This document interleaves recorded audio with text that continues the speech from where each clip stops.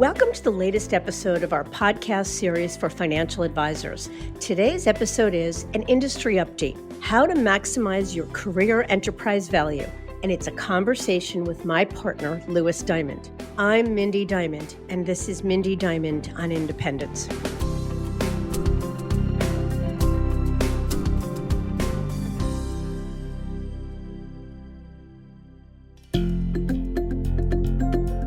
This podcast is available on our website, diamond-consultants.com, as well as Apple Podcasts and other major podcast platforms. If you are not already a subscriber and want to be notified of new show releases, please subscribe right on your favorite podcast platform or on the episode page on our website. For Apple Podcast users, I'd be grateful if you'd give the show a review. Your input helps us to make the series better and alerts other advisors like you who may find the content to be relevant. And while you're at it, if you know others who are considering change or simply looking to learn more about the industry landscape, please feel free to share this episode or the series widely. Enterprise value is often discussed in the context of the total value of a business or the cost to acquire a company. And to maximize the value of one's business is a goal strived for by any business owner, including those in the wealth management industry, particularly those who are independent business owners. But what of those advisors who are not independent?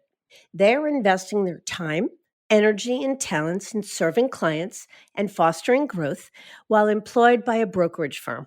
They're indeed building the enterprise value of their career. And as such, how can an advisor maximize that value regardless of which industry channel he or she practices in?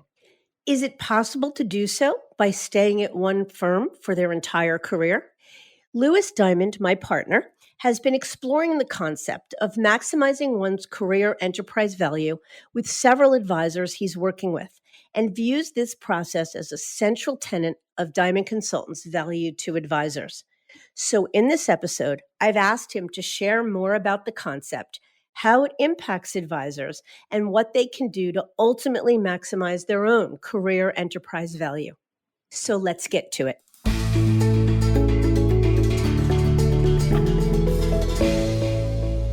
Louis, thanks so much for joining me again. Yeah, great to be back here. I am so excited about this topic. I'm excited about every topic, but particularly this one because we use the words maximizing enterprise value with independent business owners all the time. But it's not necessarily words we use with wirehouse advisors or advisors practicing in the traditional space. And I know you and I think that it should be. It's what we want to unpack today. So first and foremost, let's define what we mean by enterprise value. Yeah, absolutely. So enterprise value, like the textbook definition, would be the value that a buyer would pay for a business. Or if a business went to market, what kind of the sum of the parts would be worth. So it does have an M&A tint to it. And it is, you're right, something that we talk about almost exclusively with independent advisors or RIAs as we're helping them think about a sale or just thinking through whether there's things they can do in the short and medium term to bolster their ultimate enterprise value. So let's unpack it. How can you explain how you came about this concept of career enterprise value? Yeah, so like we talked about, one of our value adds is helping independent advisors maximize their enterprise value through M&A. That may be things like having repeatable processes or making sure there's next generation in the business or keeping an eye on expenses, a bunch of qualitative and quantitative things that most business owners can do to ultimately impact the sale price.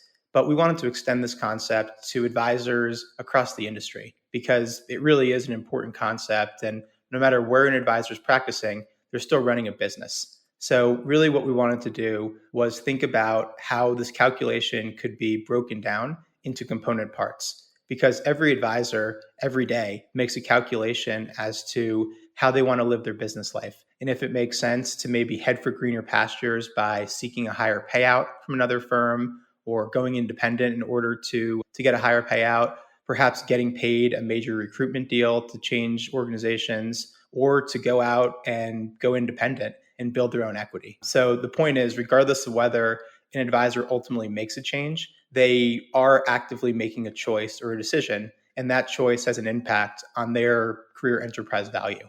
So really what we're doing is just boiling down what we think are the component parts of an advisor's career earnings, so we can point out the ways in which an advisor can impact their enterprise value.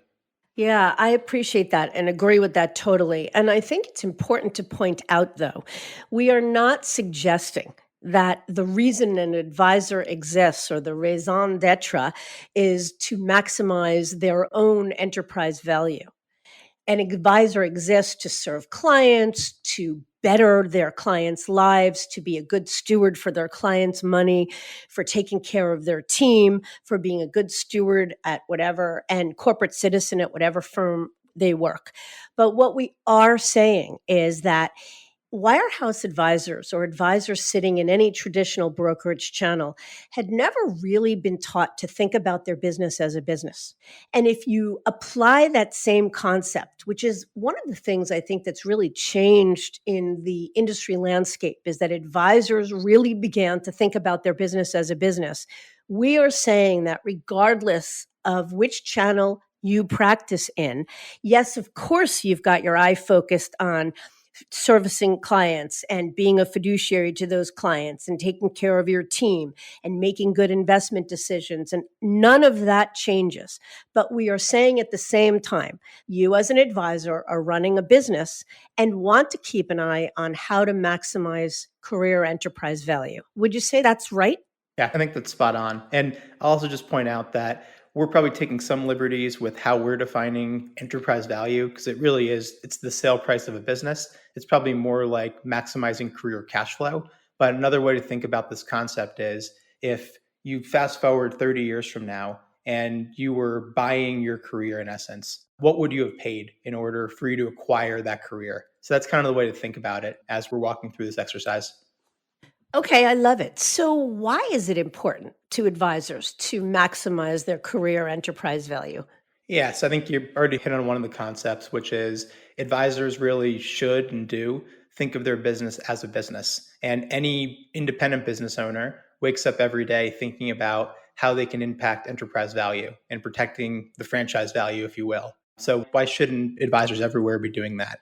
I would also say that maximize may be a leading term or an unfair term, because not every advisor is driven by maximizing their financial output. For some, it's about just living their best life. So I think that's why I'm excited about how we define this formula, because it will take into account some of the qualitative and lifestyle factors. It's not all about dollars and cents. Yeah, well, I think that's a really good point because some people know that they may be leaving chips on the table, but don't care. It's equally important to them, or sometimes more important to them, to protect quality of life, to protect the ability to be able to turn off the lights at 4 in the afternoon or whatever it may be. So let's jump into that. I know that there's a worksheet that advisors can download from our website. We're excited about it. Can you describe the formula and its components that help advisors visualize their max career enterprise value? Yeah, absolutely. So here's the four different components of career enterprise value as we define it. It's the total sum of net take home pay. And we'll dive into all of these components as we move through this episode. But it's the summation of net take home pay plus cumulative earnings from recruitment deals plus post tax proceeds from the sale of a business. And that can be through selling it to an independent firm, it could be through a firm's retiring advisor program, et cetera. And then what we're calling the best business life quotient, or we'll say the qualitative kind of lifestyle factor, so that it's, again, not all about dollars and cents. So I'll repeat it again. Career enterprise value, we're defining it as the summation of net take home pay plus cumulative earnings from recruitment deals plus post tax proceeds from the sale of a business plus the best business life quotient. I love that. And I need to insert something here. I am the queen of best business life. To me, if you maximize career enterprise value, having loved what you did and being able to do what's soulful, what good is it? It is no good as far as I am concerned. So I'm excited not only to talk about the quantitative aspects of this, but the qualitative as well. Let's break it down then. How do you break down, starting with net take home pay, how you define each of those components? So I think as we move through this, what we're going to hit on is how we define the component. And then we're going to talk about the different levers you have to maximize it. And then finally, some different considerations or just things to keep in mind, since again, it's not all about just the dollars and cents. So for net take home pay, it's defined a little bit differently depending upon the channel of the industry. But what I would call out is for W 2 advisors, so advisors that are employed by a firm, this would be the post grid proceeds less any additional expenses they have to do to run the business. So whether it's I have to pay an extra support staff, or I bonus my assistant $50,000 a year, or I have to pay an extra $20,000 to sponsor the golf event. So it's really the what your cash flow is on an annual basis. We'll say it's probably what's on your W-2 statement at the end of the year, not just what's available post grid. And then for independent advisors, this would be their free cash flow, or some would say their EBITDA or the proceeds available to partners. So it would be the revenue less direct expenses for operating the business, things like staff costs, real estate, insurance, et cetera. And then any sort of override or platform fees or retention that a broker dealer or platform takes. So the short answer is it's really your net take home after expenses from running the business as a W-2. And then as an independent, it's your free cash flow. So after all expenses, what's available to you as the partner of the business. Yeah. So I want to focus for 1 second on the net take home pay for W 2 advisors. From having spent the better part of 25 years counseling W 2 advisors, they are not trained to look at net take home pay. They look at payout. And payout, let's say, brings them somewhere close to 50%. And so when you talk to them about another option or model, they'll say, I'm paid at 50%. Well, not necessarily, because your payout may be 50%, but what percentage of that is deferred and for how long? And how much in expenses or staff comp are you taking on yourself? And what we find is that when you sort of force a W 2 advisor to look at net take home pay, that net take home pay is often a whole lot less than what they thought. That's exactly right. Yeah, I mean, for some, if their belief is I'm at a close to a 50% payout, when it's all said and done, in many cases, it might be closer to 40%. I It really agree. depends And upon the team. yeah. And of course, what you said, the deferred compensation. And with this formula too, we're trying to make it somewhat apples to apples for a W-2 advisor to compare their net take home versus an independent advisor. And if you're talking payout for an independent, we're not just talking about I get a 95% payout from my broker dealer, but it's really the net number after direct expenses, after paying the broker dealer, et cetera. So that probably is the best proxy for comparing a W-2 take home versus an independent. Okay. So, how then can an advisor maximize their net take home pay? What are some of the things they can do to impact it? Yeah, so I got a couple for you. So the first one is working for a firm or platform with consistent and predictable compensation plans, where every year advisors know what they need to do in order to make a certain income. So we saw this a couple of years ago when Merrill instituted the growth grid. It made it so that advisors knew what they were making one year for doing a certain amount of business and hitting certain hurdles. Then the next year they saw 2% of their income taken away. Or it could be really at most major firms, the carrot and stick approach of do this, you get that, or don't do this and you lose that. So part of enterprise value is making sure that your income is predictable and that if I do 2 million in revenue this year, I get X. So that's one is just making sure that you're at a firm or being comfortable with the fact that there may be some variability in your take home pay because the firm you're at may change compensation plans as they often do. Another way to maximize would be to take advantage of teaming incentives. So this would be more for advisors that practice at major firms. Firms oftentimes allow advisors to aggregate production in order to get the highest possible payout. Some firms would pay an advisor at the grid rate of the largest advisor on the team. So if you're going to practice at one of these big firms, I would say advisors are pretty masterful at making sure you're doing everything that's legal and ethical to not game the system, but to take advantage of how to maximize your payout. This also could extend to gaining scale through teaming in order to get more firm support for salaries and an expense budget. The next thing you can do is assess whether your current firm has a competitive grid and compensation plan relative to its peers. So this could be for independent advisors where you say, okay, I get this payout, I have this in admin fees, this in platform fees. Is this competitive with what the other firms are doing? Or is this competitive with what it would be if I started my own RIA, for example? Or it could be for a W-2 advisor. I know my firm's compensation plan. I know they defer X% every year. I know if I do this much in revenue, I get Y. So looking out at the competition and seeing if there is a better financial formula, either one that's more predictable or one that provides more cash compensation. Another couple that I'll run through pretty quickly here is if an advisor is entrepreneurial and they believe in the value of the independent space, then they certainly can weigh the higher net take-home pay of independence. That also may include the concept of operating leverage or keeping more of the profits as the business grows versus letting your firm keep it. And then, of course, the tax benefits of owning a business relative to W-2 income.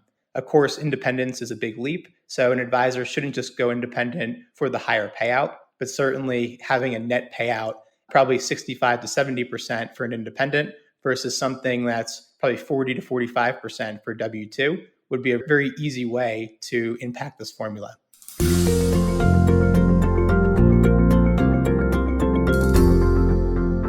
I guess it's worth noting a couple of things. One, the whole notion of no one's stuck, the notion that the industry landscape has expanded a lot. So if one looks at their net, not gross, but net take home pay, and doesn't feel that they're being compensated fairly, that they're getting enough value relative to what they're paying their firm, there are always options. No one is stuck. And it is the notion that advisors have more control over it than they think. I think one of the things, particularly wirehouse advisors tell us, is they just feel like they are losing control. And a lot of times they might be. Payout is something that is dictated to them.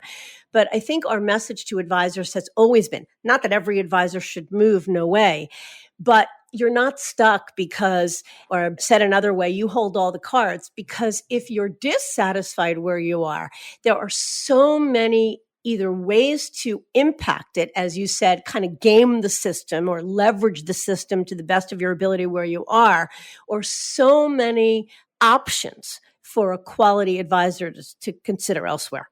Yeah, I'm completely with you. I did also want to mention one more pretty important point for how to maximize the net payout quotient.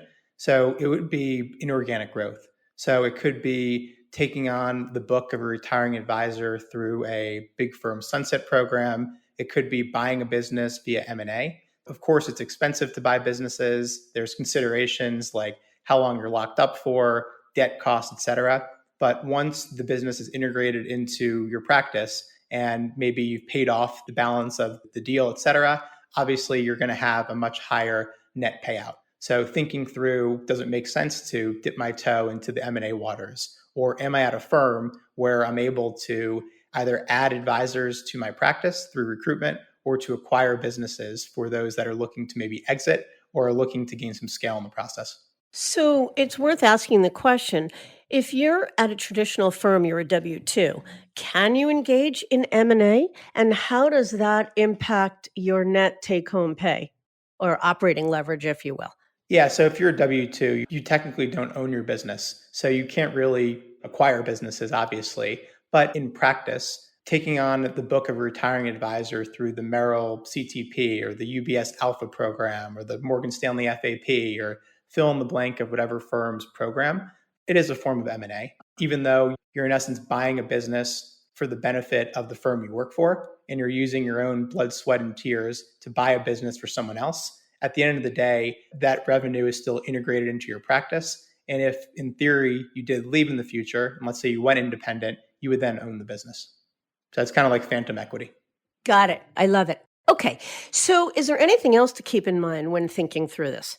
Yeah, I'll give you two things. So you mentioned this one. Pay attention to the time value of money factor, meaning for deferred compensation, which is the percentage of the annual compensation that's deferred for 3, 5, 7 years, et cetera. Make sure you apply an appropriate discount rate to this, because obviously money that's not earned for 5 years from now, let's say, is less valuable than true cash compensation. So it's especially important for W 2 advisors who have firms that are deferring a large portion of their comp. If they retire from the firms, they get that deferred comp. And of course, if they keep staying, they get that money. But it's kind of like being on a treadmill. Each year you're growing, you're adding revenue, but you're never going to get the full amount. So, really, the way to do that is to go to firms that don't offer deferred comp, which there's plenty of W 2 firms that do that, or to go independent, where every dollar is compensation to you.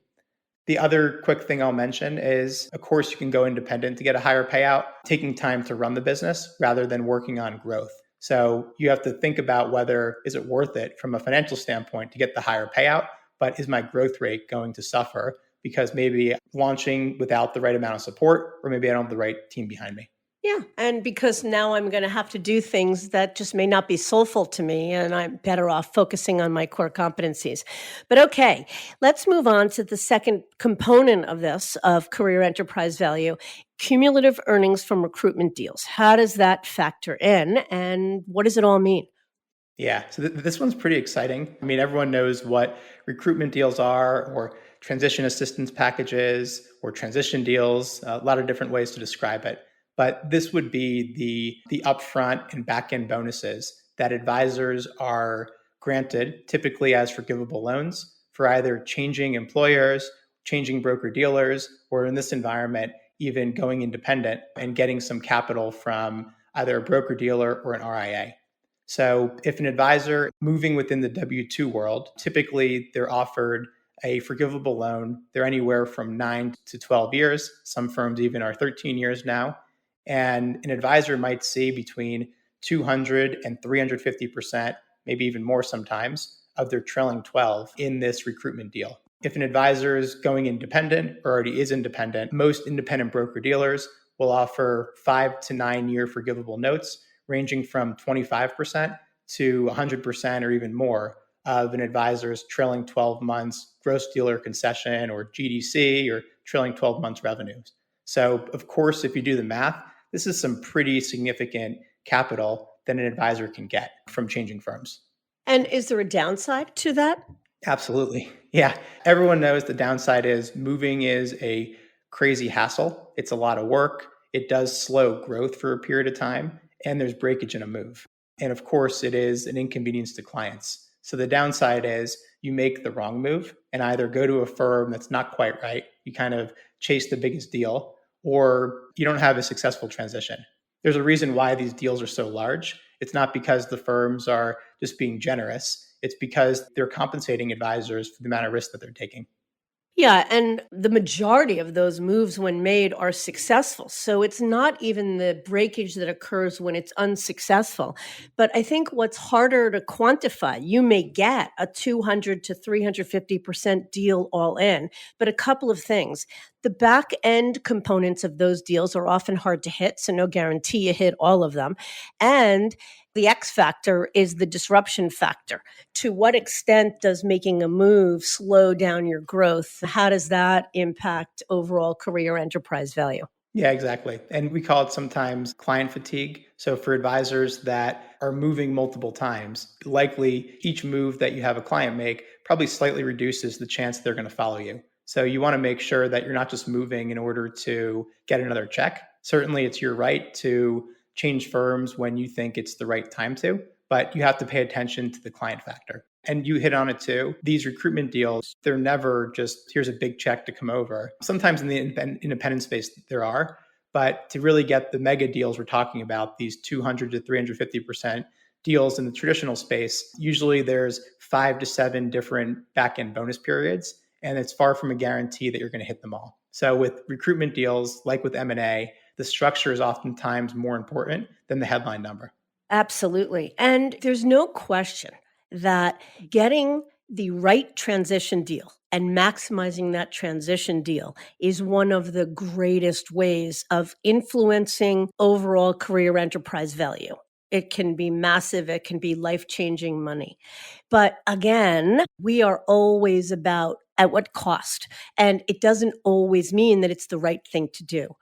But historically, we have always believed that an advisor will usually make one well timed or should make one well timed move in their career. Not always, and not necessarily just for the sake of moving, but it's usually hard to imagine that the firm that one joined when they were 22 years old right out of college is not, or remains, I should say, the very best firm for the whole of their career.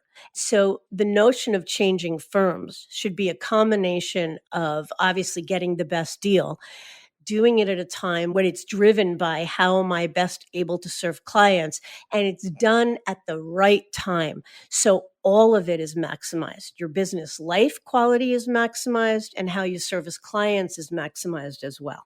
Yeah, I'm completely with you. If you do the math and you try to plug in how to calculate your career enterprise value, I mean, one of the biggest drivers of this is how much in recruitment deals am I getting? So, of course, it's not unreasonable for an advisor who's really well served by staying at one firm for their career. It's admirable. Stability is awesome. And if you feel like you can serve your clients really well and you personally value stability and sticking with the status quo, then that's terrific. But mathematically speaking, making at least one well timed move in their career, either to get a recruitment deal or to go into the independent space and build your own equity value, is ridiculously meaningful to influencing the outcome of this equation. Yeah, so I want to ask you next about how you can influence maximizing career enterprise value in this regard. But I will make the comment or ask the question. So then, why wouldn't somebody move two or three times? Yeah, I mean, plenty of advisors do, especially over a long career. We're not here to pass judgment on how many moves is the right move. Oftentimes, advisors move once, they say it's going to be the last move of their career, and then something shifts. Their business needs change, their firm's bought and sold, or the industry just changes. And now suddenly there's a new model or new firm that wasn't available before. So it might make sense to move again. So I think it's each advisor decides what's best for their clients. If ultimately they find that a new firm is going to grant them the ability to do that, then they should go for it. We like to think that each time you move, the bar to move again is going to be higher. You've seen the amount of work it is, so maybe the bar becomes higher for you anyway. But again, because of the client factor, you just have to be mindful of not being labeled as a serial mover by a firm that's recruiting you. And obviously, you don't want your clients to think you're just moving and you're trying to enrich yourself. Yeah, and we always say that the first move is easy to forgive, meaning clients generally have no, if you've done right by your clients, have no real problem believing that you're making the move for their benefit. But with each subsequent move, it becomes harder for a client to really wrap their head around that or believe that. So I think there's a certain amount of diminishing returns with each subsequent move. So while yes, you can increase career enterprise value by getting two or three massive recruitment deals in your career, doesn't necessarily serve your business best. And that's the delicate balance. All right, let's move on. Next in the calculation is post tax proceeds from the sale of a business. How do you describe this? Yeah, so this one is very different depending upon your channel of the industry. Again, we call out post tax proceeds from the sale of a business because if you're a W 2 advisor, any sunset deal is going to be paid at ordinary income, which of course is very different from getting long term capital gains if an independent business sells his or her practice. But really, the definition of this would be how much an advisor gets from monetizing their life's work from a big firm's retiring advisor program or sunset program. And then, of course, seeing what's left after taxes. And then what an advisor who's independent can get from selling their business on the open market. And this can be when they're solving for succession, looking to sell a minority piece of the business to take chips off the table, or if there's a strategic gap they're looking to solve for, whether that's gaining scale or looking to tap into a larger team, et cetera. You hit it on the head. There is an enormous difference between how an advisor sells his business as an independent versus how an advisor sells his or her business as a W 2. So I guess it begs the question, what is the impact then of a firm's retire in place program versus what an advisor might get for their business on the open market as an independent? Yeah, so the firm's retire in place programs or sunset programs are preset.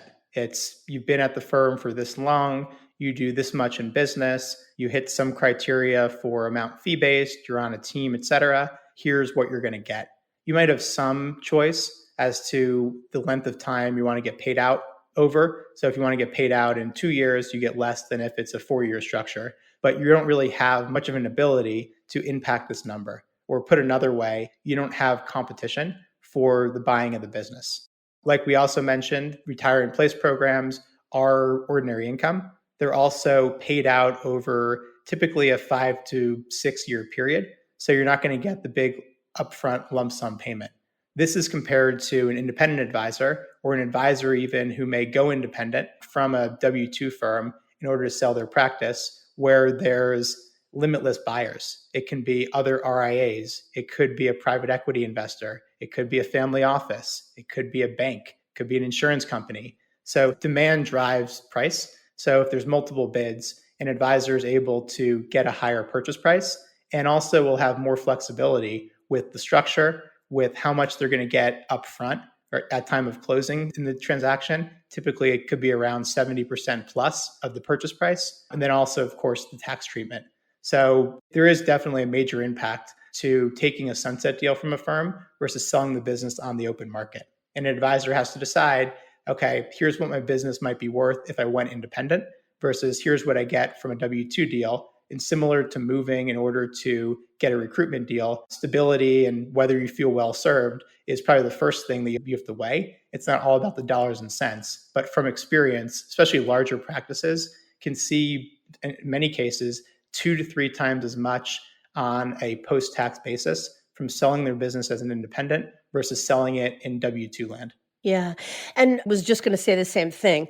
It's unequivocal that an independent business owner's career enterprise value will be greater than a W 2's overall career enterprise value. But that said, the retire in place programs were really a gift that the wirehouses first and then all traditional brokerage firms put into place as a mechanism for which their advisors could monetize in place without, in other words, people before these retire in place programs came into view or into practice, if an advisor wanted to really monetize their business, they had to change firms and everybody lost. So these retire in place programs are a gift.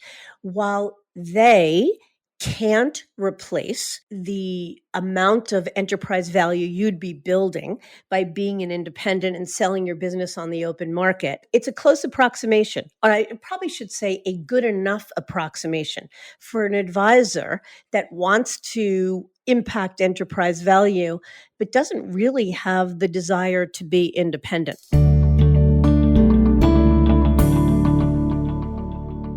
So, what else should an advisor keep in mind? Yeah, so there's a concept that we've written about, and we'll include the link in the episode page called move once and monetize twice. So what this means is if an advisor's feeling like they're not in the right place or there's gaps they're looking to solve for that can't be figured out by staying put, an option they have is to move to a competing firm, get a recruiting deal, so meaning kind of lever two in our equation, and then also qualifying for that firm's retiring advisor program.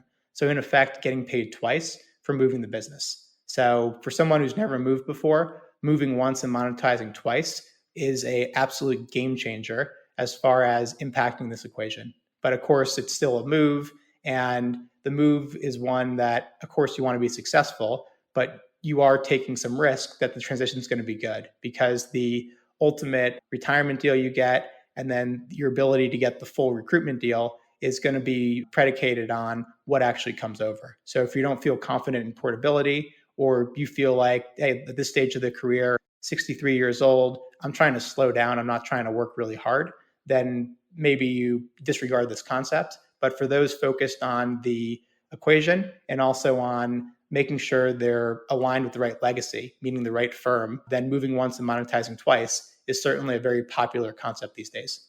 Yeah, and I think that's the point of all of this. We're sharing ways to impact career enterprise value, but we aren't saying that the only way to live one's career is to do every one of these things. For some people, never moving, staying at one firm, having been lucky enough to find the exact right firm from day one of your career, how lucky you are, that's great. For others, it's right to make multiple moves, whether it be because they were forced to or because they want to. For others, the notion of moving once during their career from one traditional firm to another to get paid a significant recruitment deal and then moving again to go independent 10 years later is another way of maximizing enterprise value, but doesn't mean everybody should do it. We're just sort of throwing out the different things to think about. Agreed. So let's talk then about the best business life quotient, because I think it's one aspect that you and I talk about a lot with advisors that we know is critical. Because we believe, as we've said, that achieving one's best business life is about ensuring that what you do each and every day feels good and soulful. Building a career worth a ton of money overall, but that at the end of the day didn't feel good or didn't allow you to do your best work isn't good either. So, talk to us a little bit about what it is, the best business life quotient, and how you account for it. Yeah, I mean, I think you summed it up pretty well there. It's really best business life is how an advisor's current firm, broker dealer, or platform enables them to meet their personal and professional goals and ability to serve clients to the best of their ability. This one's cool because every advisor is going to define what living their best business life means in a completely different way. And this one's kind of like the X factor in the equation. Even though there isn't a strict number you can put on the best business life quotient, advisors are going to weight this part of the equation differently. Some will put almost no meaning on it because they're focused on the dollars and cents. That's their prerogative. While others who probably in the example of staying at their firms for their whole career, even though they know there's greener pastures elsewhere, they're putting a really high value on this best business life quotient because to them, they can meet their goals at their current firm. And being loyal and staying at one organization is how they live their best business life. So, how does an advisor maximize that part of the equation? What are some things you can do to impact it? Yeah. So again, very subjective, unlike some of the other concepts we've talked about.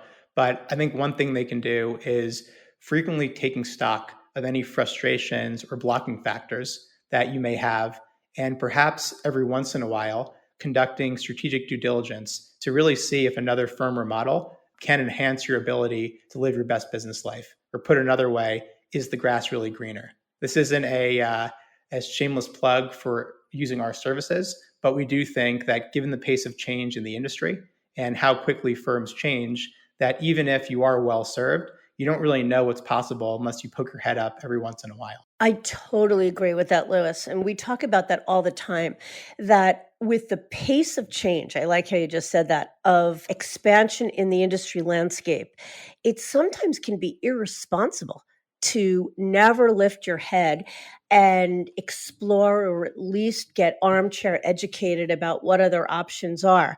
Because how can that your firm or model is really giving you all the tools you need to run the best business if you haven't had a chance to compare and contrast it against some of the others? Again, not necessarily to say that everyone should make a move, definitely not. And certainly, we don't really advocate for people making more than one move in their career overall. But we do think that some sort of due diligence or education every 3 or 4 years, particularly in the past decade where the pace of change has been so crazy, makes real sense. So, is there anything else?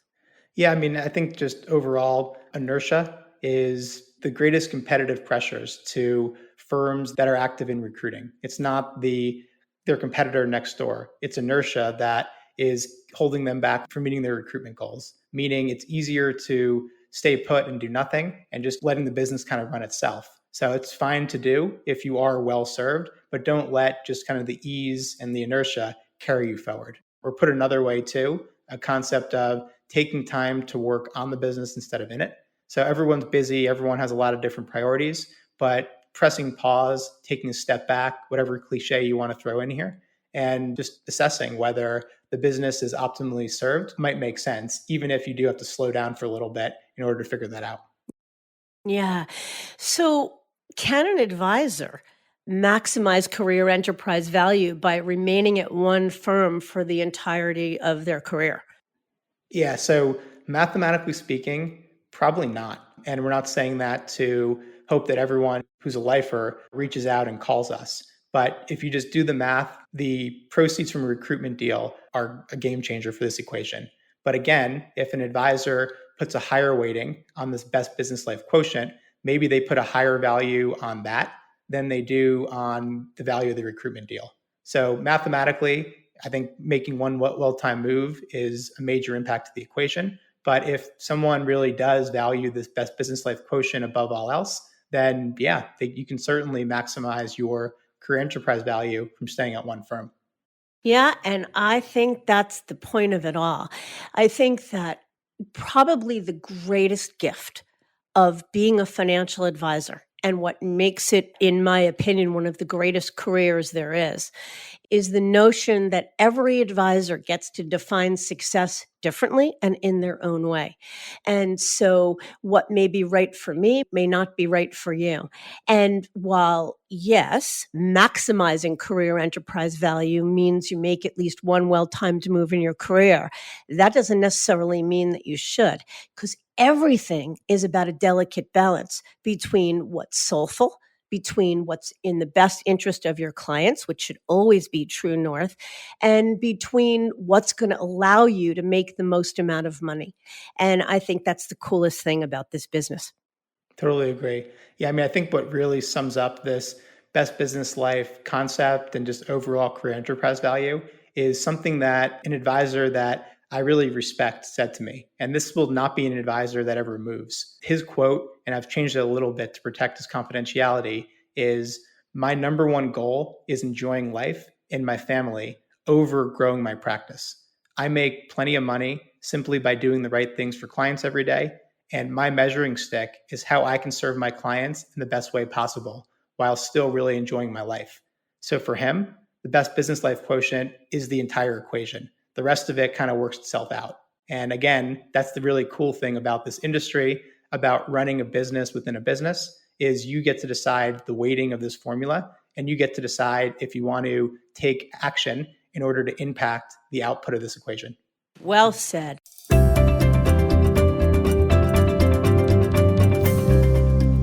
So it often feels that the conversations around an advisor's business tend to either focus on the transition deal they might have received or looks at some very specific paths.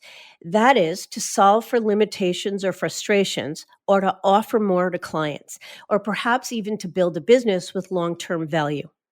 Yet there's value to the work that an advisor does, and that value needs to be a part of the conversation when considering one's future. So I think this is the right concept to help advisors conceptualize what that value is and how to achieve it, if they want to. You can download the worksheet on this episode's page on our website, as well as in the tools and resources section. So, Louis, I want to thank you so much for joining me. I think this is one of the most important and really eye-opening conversations we've had. Yeah, I agree with you. A lot of stuff and subtopics to hit on here, but bringing it all together, I think, is a really cool way to have a framework for evaluating where you are in your career and ultimately where you're trying to go. Agreed.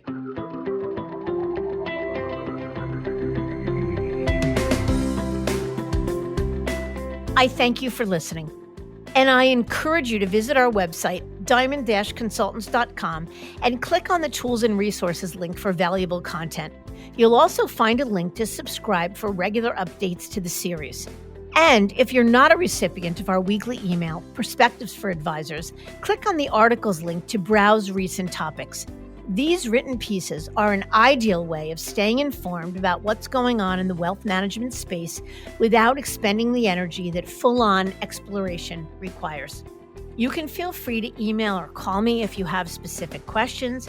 I can be reached at 973-476-8578, which is my cell, or by email mdiamond@diamond-consultants.com. Please note that all requests are handled with complete discretion and confidentiality. And keep in mind that our services are available without cost to the advisor. You can see our website for more information. And again, if you enjoyed this episode, please feel free to share it with a colleague who might benefit from its content. If you're listening on the Apple Podcasts app, I'd be grateful if you gave it a star rating and a review. It will let other advisors know it's a show worth their time to listen to. This is Mindy Diamond on Independence.